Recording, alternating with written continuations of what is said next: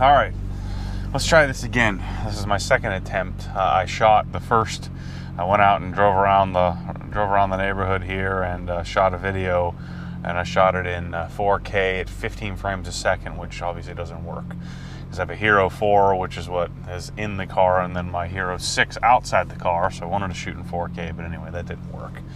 So I'm gonna do it again, and usually I have better insight the second time around. So anyway, I wanted to go for a ride in the S2000 before people come and try to come and murder me for not giving enough information about the S2000. So let's go for a stroll and see what this thing can do. It's a little damp out here today, so I don't want to do anything stupid, but so naturally the car is already warm because I was already out here 20 minutes ago. But if you're not familiar with my S2000, this is a 2008 S2000 CR, or Club Racer, with a Kraftwerk supercharger, 30mm pulley. I have Öhlins DFV and all kinds of other suspension upgrades. I have StopTech trophy front brake kit, upgraded rear rotors to StopTech slotted with StopTech street pads front and rear. We have a bunch of other frame braces like the White Line frame brace, the Cusco subframe brace, Eibach front sway bar in the front, 32mm sway bar. So I've left the stock sway bar on, but just upgraded in the rear, but upgraded the front. The clutch is a Clutchmasters Stage 3, I believe, and Clutchmasters lightweight flywheel, and stock transmission, stock internals on the motor. We made 404 horsepower at the wheels. I think 259 or 269 foot-pounds of torque, something like that. But the car is a beast. I mean, it weighed in at 2,850 pounds. Without me in it, with the aftermarket stereo and and then all the the Volks and all that. So what we have, what I'm riding on, or what I'm rolling on, are Volk CE28Ns in a square setup, which I'll talk a little bit about. I didn't really want a square setup, but in order to fit big brakes in the front, it was a necessary evil. So I have two 17 by 9.5, and then they are plus 50mm offsets front and rear, so the exact same front and rear. And I have those on Michelin Pilot Sport Cup 2s and a 255/40/17, again both front and rear. So the nice thing about it is they will be rotatable, so I can rotate them front to rear. And it's raining a little bit out here, so hopefully the camera out front doesn't get too messed up. But anyway, it took a while to get the car balanced. One of the biggest mistakes I made is that I was, when I did the first alignment, we did a really aggressive caster, which made turn-in really sharp. The issue is that the car then was almost impossible to steer. Like, I literally had to take both hands to steer the thing, and that was on the factory 225s, well, the factory wheels with 15mm spacers. And so now I've upgraded to or moved the front sizing up to 255s on a 17 by 9.5 wheel from a 17 by 7. That makes a pretty big difference in how how the car would have felt with such an aggressive caster. So that was a big change. The fronts are it's a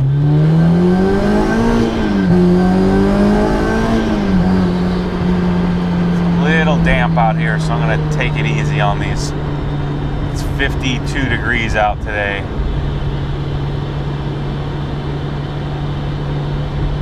I forget what I was just talking about. Oh, the alignment specs of -2.5 camber in the front, and then -3 in the rear. Because I could never source tow arms quick enough in order to get the tow correct, I had to stay at -3. I wanted to do something like 2.7 or 2.8, but 2/10 isn't going to make or break anything other than a little bit extra tire wear. Which again, since I have a square setup, I can rotate them anyway, so it should be fine. But anyway, I'm really pleased with the setup. I mean, when I was really disappointed in the car when I first got it. I mean, a 200 horsepower Honda is not what I remembered it being. I remember these things being super fast. Oh, the brakes are so good.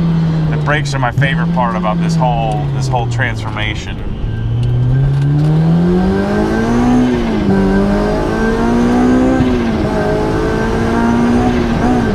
Oops. I'm gonna take this easy here. You know, it makes the horsepower viable. You know, having some actual, you know, braking performance to help combat all that horsepower. But the you know, the car is so much more balanced now. It took a while, you know, getting the roll center adjusters set up properly, having the Origin Fab front A-arm or front upper control arm offset spacers to get the stance proper. But you know, in general, it took a while to get this car set up properly. And you know, and the wheels and tires make a big difference. And you know, I'm a big fan of Cup 2s. You know, they're not so great in the rain. They're not horrible from my experience. But you know, the advantage to them is they're quiet, they're soft, so they just, I don't know, I just think they're great. It never really gets super cold here, so the whole idea of needing to getting up to operating temp really doesn't affect me all that much. Heel towing is not happening in this car. I can't even move my leg, so.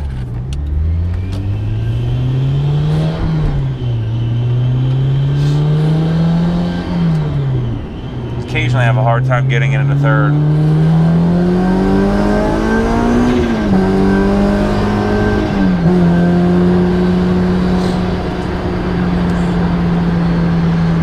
But you know, one of the things I had to kind of figure out was that, you know, this thing, you know, not having to be wide open throttle all the time. Like the moment that I added the supercharger, it's like, oh man, I need to either be off it or on it. And so it just, I know that it may not make sense, but you know, I've never taken a car from 200 to 400 horsepower like overnight. And so there was this tendency where I found myself with my foot all the way in it all the time, instead of just, you know, enjoying the, you know, just rolling on the throttle and enjoying the extra horsepower, instead of being at the limit, the rear end sliding around all over the place. You know, it's taken a little time for me to just kind of get used to that's the way the car is, because it's very stock-like, you know, and that's why I chose a supercharger. I love the power delivery of cars like this, the naturally aspirated delivery that you get. And so for me, you know, supercharging, turbo, you know, it's generally not my preference. I would generally rather just have the car be, you know, be naturally aspirated. But again, 200 horsepower in this thing is just not, you know, it's not all that much fun. There's just nothing there. So now we take a car that's a great car, it's a great handling car, it's a fun driving experience, and add, you know, make it darn near 500 horsepower at the crank, and you end up with a pretty amazing thing. But it's still, you know, it's still a car that's designed in 1999 that was $35,000. You know, it's not a Cayman. You know, it's not even a Boxster. And that's part of the appeal. But you know, as you can see from my hairline, I'm an old man. I'm getting older, and that's the question with this. I'm going to keep it, enjoy it for a while, but it's not the S2000 I remember it being. I think it's so fast. Doing 80. You know, and that's the beauty of a supercharger over a turbo is this, you know, in fourth gear and bang, instant throttle response instead of lag. You know, that's what I enjoy so much. And I'm in fourth gear and just bang, you know, this car's instant response. It's just awesome. You know, it's a much better or much different experience than turbo. You know, you can make 600-700 horsepower in these cars, but again, I think 400 at the wheels is a little bit too much for this. The short wheelbase, I feel really out of control, you know, especially at, you know, at wide open throttle in this. I think it would be a little bit more fun at probably 350 horsepower because I'm doing triple digits really quickly, you know, and it just takes away some of the fun. At least that's my, you know, estimation of it.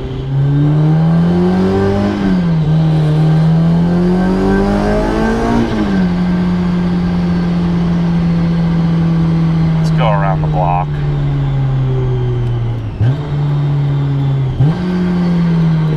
So the DFVs are super compliant. I mean, the car is actually pretty comfortable. It's actually more comfortable than with the you know, the stock suspension.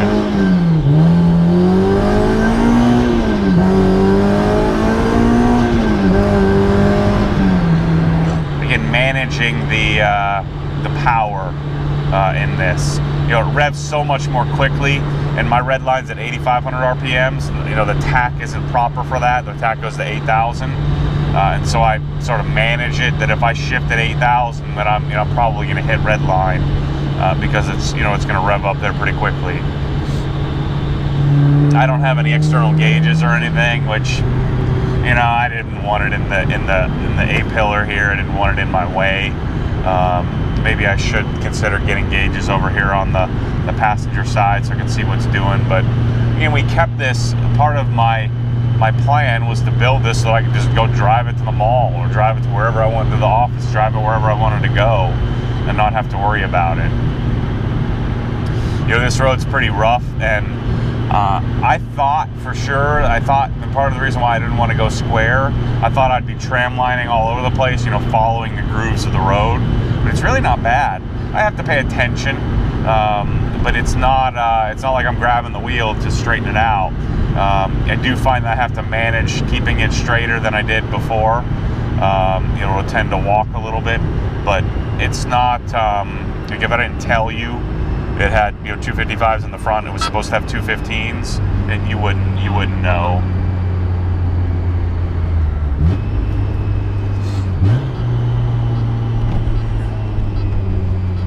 And the brakes are awesome. They're a little bit warped. I think they've gotten a little better. But essentially what happened is my lower control arm, because my roll center adjuster was off, when you offset or when we set in the rotors, it was hitting the knuckle. So here's the rotor. The factory rotor's out here. The new one's set in because it's bigger and heftier and thicker. And so the hat makes it sit in a little more. And so then the A-arm, the edge of the A-arm, or I'm sorry, the lower control arm, not the A-arm, was hitting the rotor. And so we went and it grew, the first little drive around the block, we recognized it, and then I had to resurface the rotors, and then bedding the rotors, I think maybe we warped them a little bit. But they seem to have gotten a little better since I've kind of beat on them a little bit since then. But you know, in general, they seem to be okay. Not perfect. If I keep the car long term, I'll certainly probably just buy a new set of rotors. I mean, as much money as I'm into this thing, what's another few $100? I've also learned that, you know, what's happening is that the torque, the massive torque change.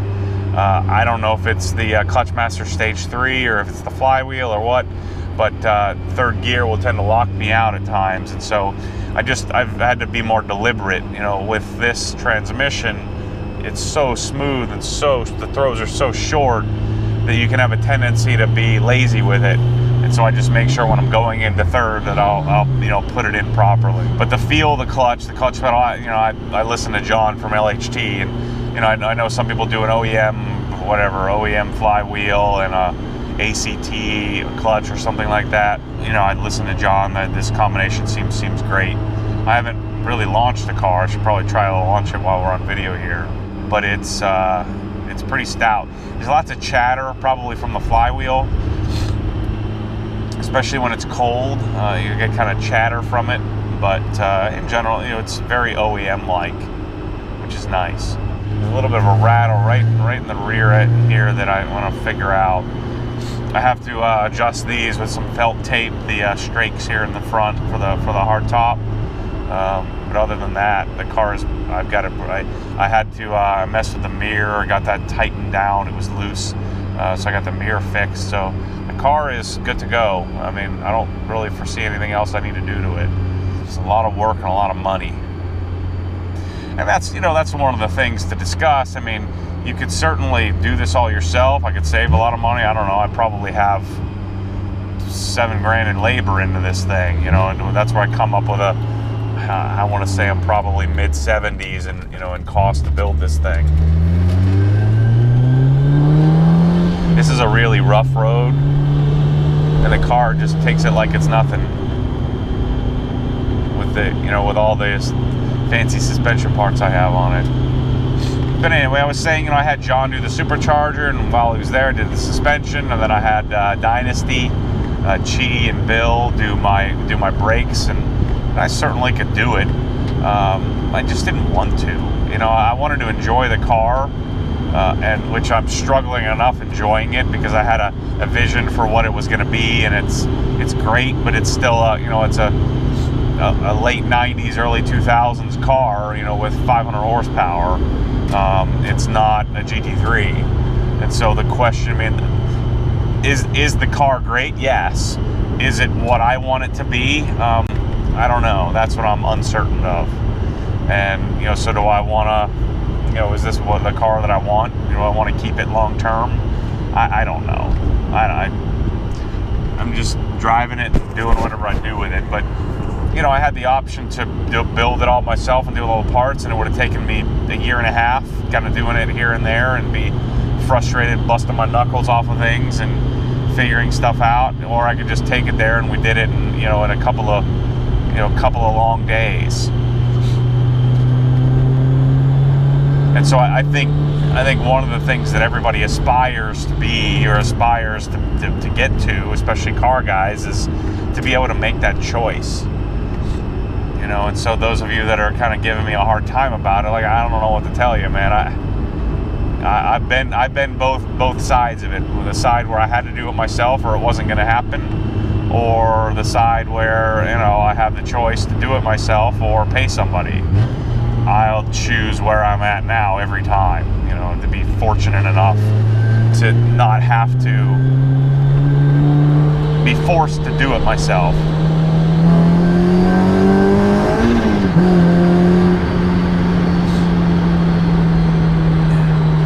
I hope that makes sense. The stereo, I think, was a must in order to be able to tolerate sitting in this cabin, you know, sitting here with it, you know, super loud and obnoxious. For those times that I do want to just cruise. You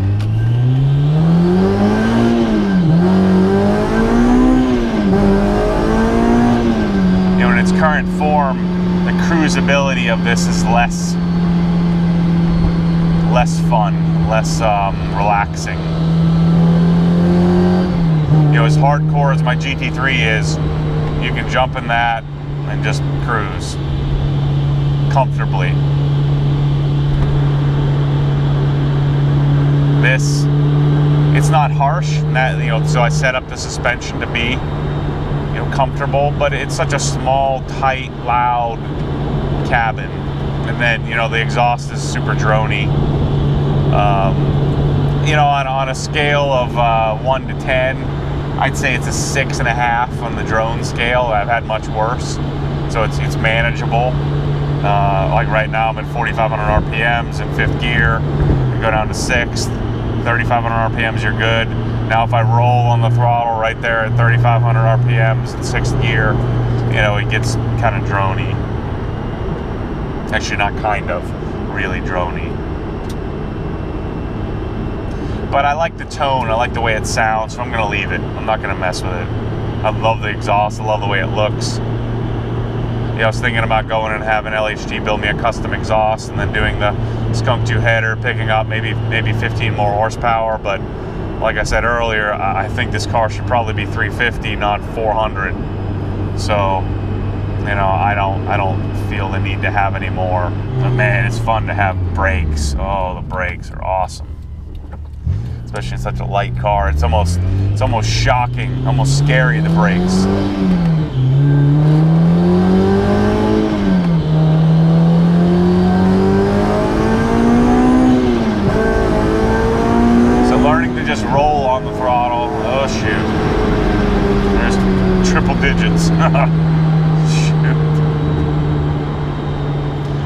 think this thing is probably faster than my GT3 RS. We're gonna find out. I'm gonna go find. There's a spot that's kind of remote that I'll take it to, and we'll do a roll race.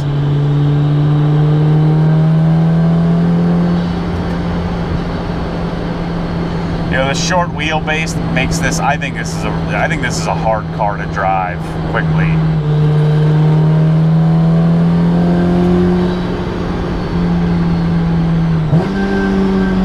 Like I said, knee heel towing in this is not going to happen. I have to walk the wheel already. But man, I mean, the supercharged, it's you know, just the way this is set up, it's very stock-like.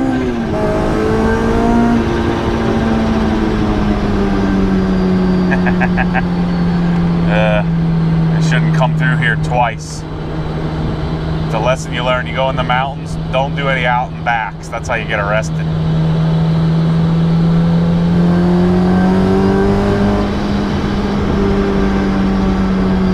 Well, like I was saying, the suspension is super compliant. I mean, this is a really bumpy road.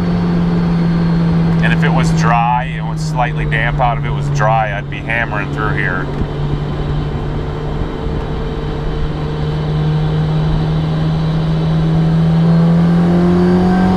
And having this, you know, having the bigger sway bar, that was a really noticeable difference. And then the much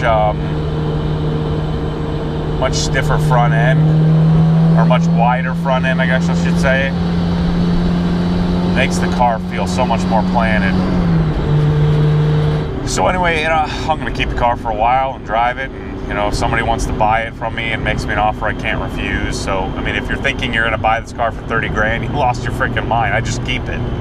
You know, but if somebody offered me 65,000 bucks for it as is and I didn't have to do anything, I'd probably sell it. And I know people think that I'm nuts and there's no way that anyone would buy it for 65,000. Well, I mean, the car, to get a low mileage, you know, under 15,000 mile CR that's, you know, now has, you know, modifications to it, but it's, you know, it's still a CR. It's just a better representation of it with the best parts on the planet. You know, I'd probably sell it, and if I do decide to sell it, I'll try to sell it as is, and you know, people will give me a really hard time for it. But yeah, I've gotten tons of messages where I think people think they can buy it for 25 grand. And it's not going to happen. I have $30,000 in parts on the thing.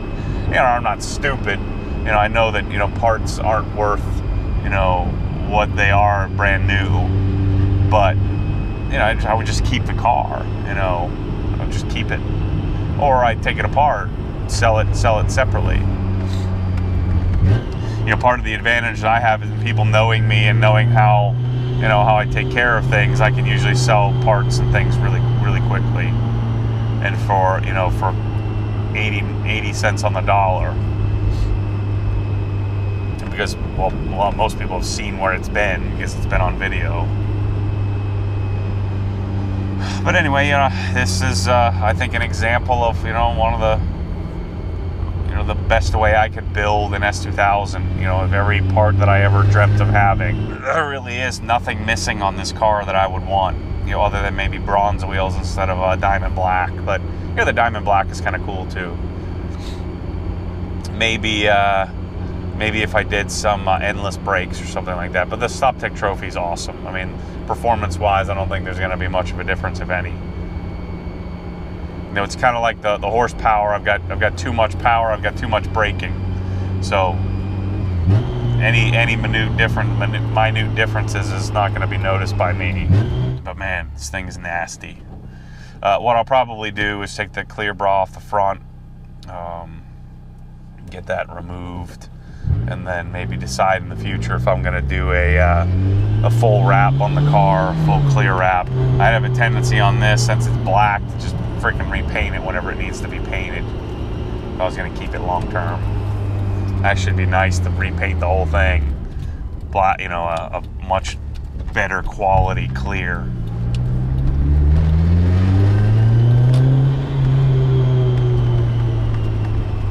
So anyway, that's my CR, where it's at, where it's set up to date. I think it's pretty awesome.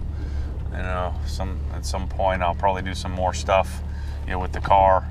but you know, some more driving stuff, talk a little bit more about it, and you know, keep everybody up to date with ownership. I like to do some more driving videos. I just don't know what to say. You know, I mean, everybody wants me to go drive, but I don't know what to do. Like, what do you want me to do? Just go drive around the roads? I mean, I have a hard enough time figuring out what to say in these videos. I mean, so, you know, when I'm standing there talking about a product, it's easy for me. But, you know, when I'm dealing with a car that, you know, I'm just driving around, I mean, I don't know. I just feel like you can only say so much about it. So, anyway, thanks for watching this stuff. I hope this makes some people happy that just drive around in the S2000, show you what it's about. The setup is pretty legit. So, thanks for watching. Talk to you soon.